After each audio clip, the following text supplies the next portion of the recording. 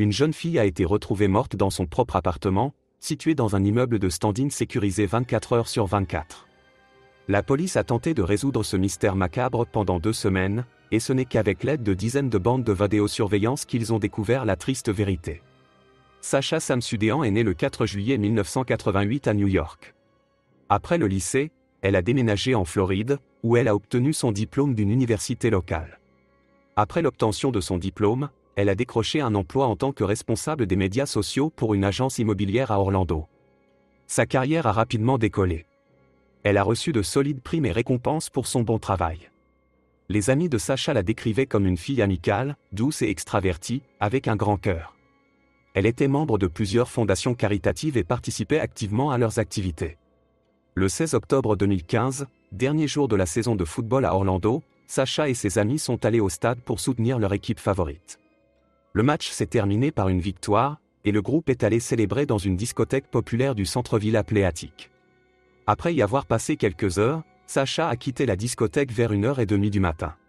Comme il s'est avéré plus tard, elle n'avait pas dit à ses amis où elle avait l'intention d'aller.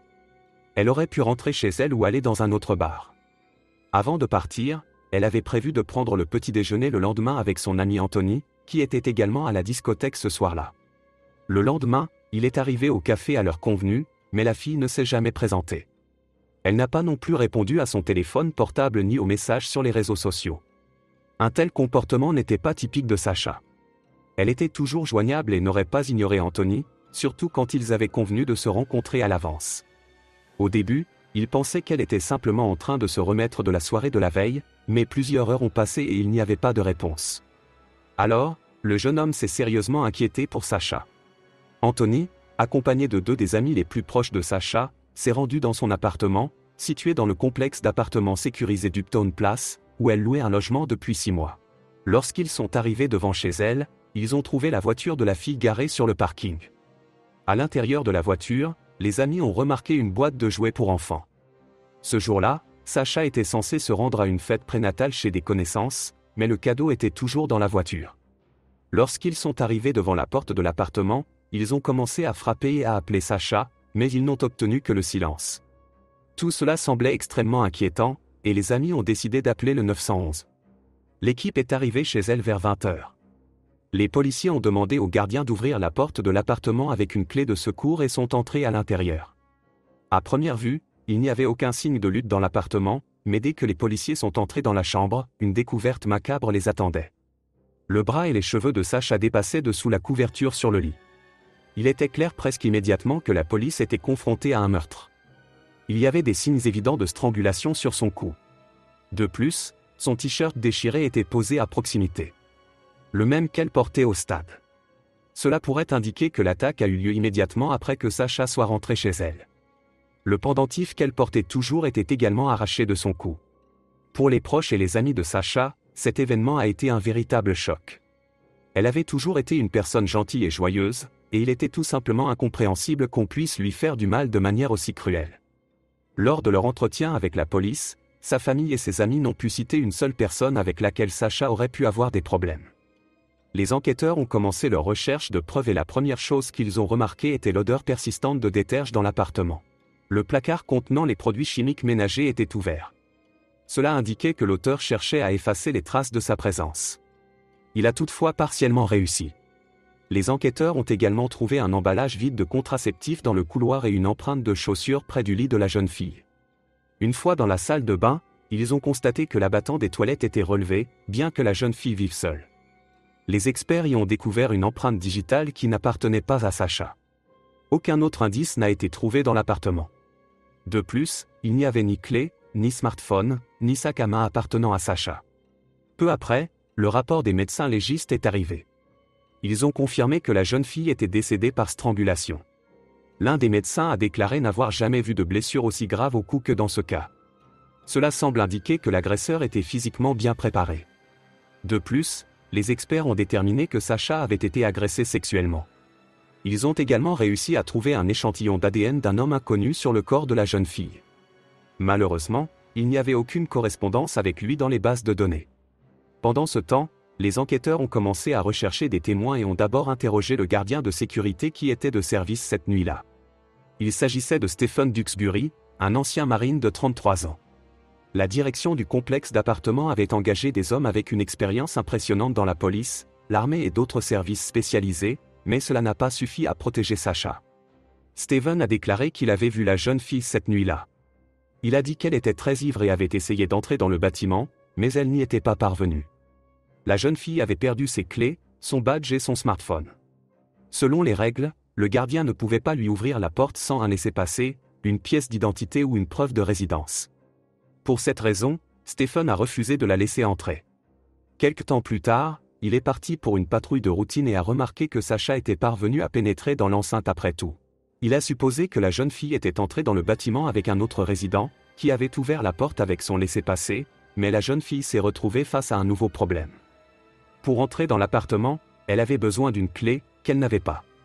Chaque porte de l'immeuble était également équipée d'une serrure à code, mais Sasha ne se souvenait pas du bon code. Elle s'est tournée vers Stephen et lui a demandé de l'accompagner jusqu'à sa voiture pour vérifier si les clés s'y trouvaient. Sans le gardien avec son laissez-passer, elle ne serait plus en mesure d'entrer dans l'enceinte. Steve est allé avec elle, mais il n'y avait pas de clé dans la voiture. Sasha a soudainement déclaré qu'elle se souvenait du code de la porte et ils sont retournés à son appartement, mais là encore, la jeune fille n'a pas réussi à entrer le bon mot de passe. Après cela, le gardien a dit qu'il devait retourner à son poste. Il a promis de l'aider à résoudre le problème si, lors de sa prochaine ronde, Sasha ne se souvenait toujours pas du bon code. Cependant, la fois suivante où il est allé patrouiller dans la région, Sasha était introuvable. Ce n'est que le matin que Stephen l'a aperçu en compagnie d'un homme qu'il n'avait jamais vu dans le complexe auparavant. Le gardien n'a pas pu décrire son apparence en détail, ce qui a obligé la police à rechercher cet homme inconnu pratiquement au hasard. On pouvait seulement espérer que cet homme avait peut-être été capturé par l'une des 15 caméras de sécurité installées à chaque étage de l'immeuble et près de la sortie. De plus, les enquêteurs ont demandé les images des caméras situées le long du trajet de Sasha depuis le club jusqu'à son domicile, une distance de 10 pâtés de maison. Sur une telle distance, il y avait presque 100% de chances que la jeune fille soit capturée par l'objectif d'au moins quelques caméras. Après avoir étudié les images du club et des environs, les enquêteurs ont immédiatement repéré Sasha. Ils l'ont vue quitter l'établissement et se diriger vers la maison. Elle se démarquait avec sa tenue colorée. Elle portait un pantalon blanc, un t-shirt violet et des tongs. Sur ces images, on pouvait voir que la jeune fille trébuchait et titubait légèrement. Cela indiquait que Sasha avait bu pas mal d'alcool au club, ce qui correspondait au témoignage du gardien de sécurité. Il était également évident que Sasha avait quitté le club seul. Un peu plus tard, une autre caméra l'a capturée et cette fois-ci, elle marchait en compagnie de 2 filles. La police a montré leurs photos aux amis de Sasha, mais personne ne les a reconnues. Cela a conduit les enquêteurs à penser que les 3 filles s'étaient rencontrées dans la rue. Il était important pour les enquêteurs de retrouver ces filles car elles pourraient avoir des informations précieuses. Pour ce faire, ils ont envoyé leurs photos aux médias locaux et les femmes ont été identifiées rapidement. Lors de l'interrogatoire, les filles ont déclaré avoir vu Sasha dans la rue. À ce moment-là, 2 hommes se sont approchés d'elle et ont essayé de faire sa connaissance.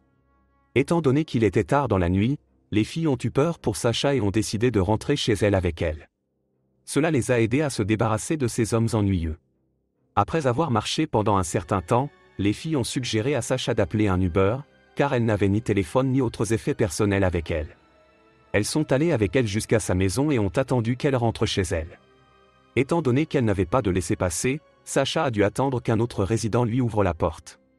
À 1h46 du matin, les caméras ont capturé un homme s'approchant de Sasha et lui parlant de quelque chose. Il s'est avéré que c'était un résident du complexe qui lui a ouvert la porte avec son laissez-passer. Ainsi, les enquêteurs ont appris l'heure exacte à laquelle la jeune fille a pu entrer dans le bâtiment. L'homme n'apparaissait plus sur les caméras, donc les détectives ne le considéraient pas comme un suspect. Les policiers ont continué à étudier les images et, 20 minutes plus tard, ils ont remarqué quelque chose d'autre d'intéressant. Toutes les caméras du bâtiment enregistraient également le son et à un moment donné, hors du champ de vision de la caméra, ils ont entendu des pas. Les enquêteurs ont conclu que Sasha marchait à côté de cette caméra dans le couloir du bâtiment. La prochaine fois qu'elle a été repérée, c'était à 2h25 du matin, mais déjà en compagnie d'un garde de sécurité. Ils se dirigeaient vers le parking, puis sont revenus dans l'enceinte. Cela correspondait également à l'histoire de Stephen. Après cela, Sasha n'a été capturée par aucune caméra et les enquêteurs étaient de nouveau dans l'impasse. La police a décidé d'interroger les hommes avec lesquels Sasha avait eu une relation par le passé. Cette idée était liée à la méthode du meurtre. Le plus souvent, l'étranglement est motivé par la passion et le coupable est quelqu'un de proche. Le premier homme s'appelait Taylor. Lui et Sacha s'étaient séparés il y a longtemps, mais ils étaient restés amis. Il travaillait comme barman et était de service jusqu'à 21h30 le 16 octobre. Il a volontairement fourni un échantillon d'ADN au détective, qui ne correspondait pas à l'échantillon trouvé sur le corps de Sacha. Un homme nommé Ben a été appelé ensuite pour être interrogé. En plus d'avoir été en relation avec Sacha, il était également la dernière personne à qui elle avait écrit avant de mourir. Les enquêteurs ont découvert qu'à 5h12 du matin, Sacha lui avait envoyé un message texte qui ne contenait que son nom, Ben. C'était très étrange, surtout lorsque l'on se souvient que, selon l'histoire du gardien de sécurité et des deux filles, Sacha n'avait pas son téléphone lorsqu'elle est rentrée du club. Les enquêteurs ont également appris que Sacha avait prévu de rencontrer Ben ce week-end-là. Cependant, l'homme avait un alibi la nuit du meurtre, il était avec des amis. De plus, il a volontairement fourni un échantillon d'ADN, qui s'est également révélé négatif. À ce moment-là, les enquêteurs avaient terminé l'examen de toutes les séquences des caméras disponibles et remarqué quelque chose d'étrange. Interrogé, le gardien de sécurité Stephen Duxbury avait déclaré que sa garde se terminait précisément à 6h du matin, après quoi il rentrait chez lui. Cependant, l'une des caméras l'a capturé quittant le bâtiment à 6h36 du matin, et ce n'était pas tout. Il tenait 2 grands sacs poubelles avec des poignées rouges.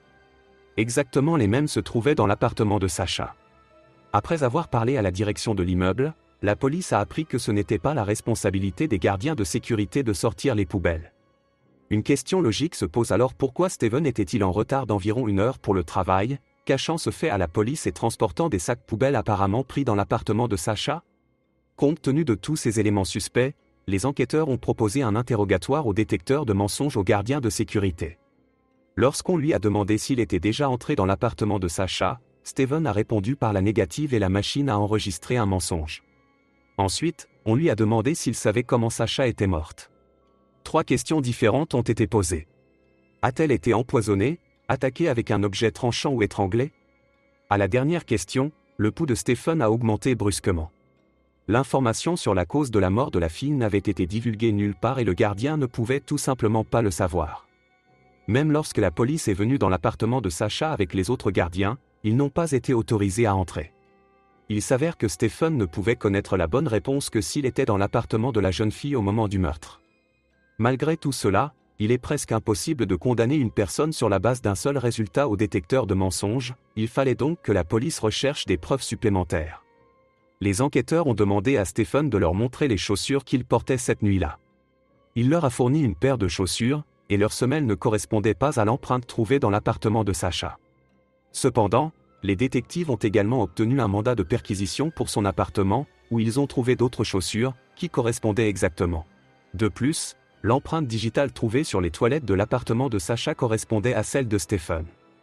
En prélevant son échantillon d'ADN, les experts ont rapidement trouvé une correspondance parfaite avec l'échantillon retrouvé sur le corps de Sacha.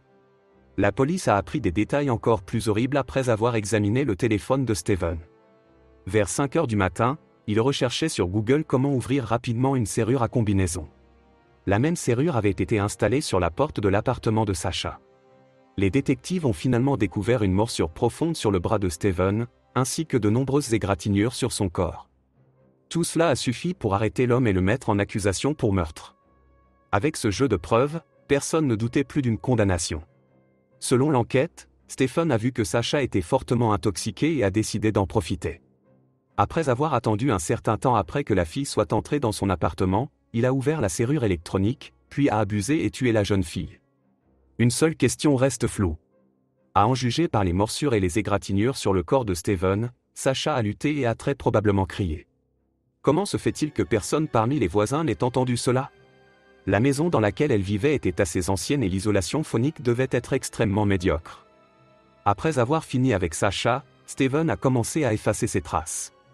L'homme a pris le nettoyant dans son placard, l'a répandu dans tout l'appartement et même sur le corps de Sacha. Il a ensuite rassemblé toutes les preuves dans des sacs, qu'il a ensuite été filmé en train de transporter. Apparemment, il n'a pas pensé à l'empreinte digitale sur le rebord de la cuvette des toilettes, où il l'a oubliée. Le procès de Stephen a commencé en novembre 2017. Son avocat a immédiatement demandé l'exclusion de plusieurs éléments clés de preuve de considération, car il prétendait que son client avait été trompé. Cela comprenait les bottes trouvées dans son appartement ainsi que les résultats du détecteur de mensonges. Les médias ont amplifié l'histoire comme si le juge était prêt à accéder à la demande, mais cela ne s'est jamais produit. Toutes les preuves sont restées dans le dossier de l'affaire. Cependant, même sans cela, les chances de Steven d'être acquitté étaient trop minces. L'avocat a également tenté de jouer sur le fait que l'enquête ne disposait d'aucune séquence de caméra montrant son client entrant dans l'appartement de Sacha, mais cette tentative a été contrecarrée par le fait que ses empreintes digitales et son ADN étaient présents dans l'appartement. Enfin, l'avocat a déclaré qu'il aurait pu y avoir des relations sexuelles consenties entre Stephen et Sacha cette nuit-là, et qu'une autre personne aurait pénétré dans l'appartement et l'aurait tué après le départ du gardien de sécurité.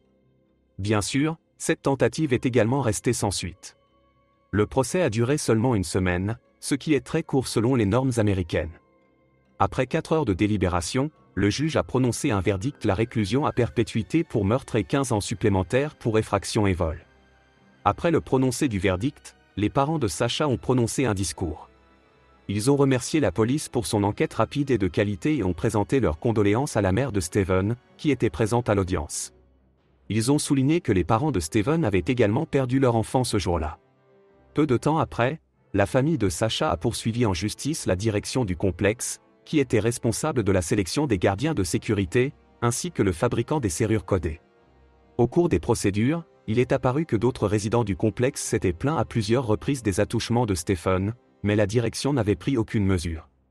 Quant à la serrure, les avocats de la famille Sansuda ont soutenu que le modèle ne répondait pas aux exigences de sécurité. Ils ont cité comme preuve un article décrivant comment ouvrir une telle serrure avec un simple tournevis en quelques secondes. En février 2019, Stephen a tenté de faire appel de sa condamnation, mais la Cour a rejeté sa demande. En mémoire de leur fille, les parents de Sacha ont décidé d'aider les familles d'autres victimes à surmonter leur douleur. Avec une expérience aussi tragique, ils pouvaient trouver les mots justes pour atténuer leur souffrance. Le dénouement de cette histoire est très triste. L'homme chargé de protéger les gens s'est révélé être un meurtrier. Quelques requêtes sur Google lui ont suffi pour ouvrir la porte de l'appartement d'une autre personne sans trop de difficultés. Les 2 filles qui ont rencontré Sacha cette nuit-là méritent une mention spéciale. Elles ne se sont pas contentées de lui appeler un taxi, mais l'ont accompagné pour s'assurer qu'elle rentrait chez elle en sécurité. Malheureusement, c'était à l'intérieur de ses propres murs que se cachait le principal danger pour Sacha. Prenez soin de vous et merci de nous avoir suivis.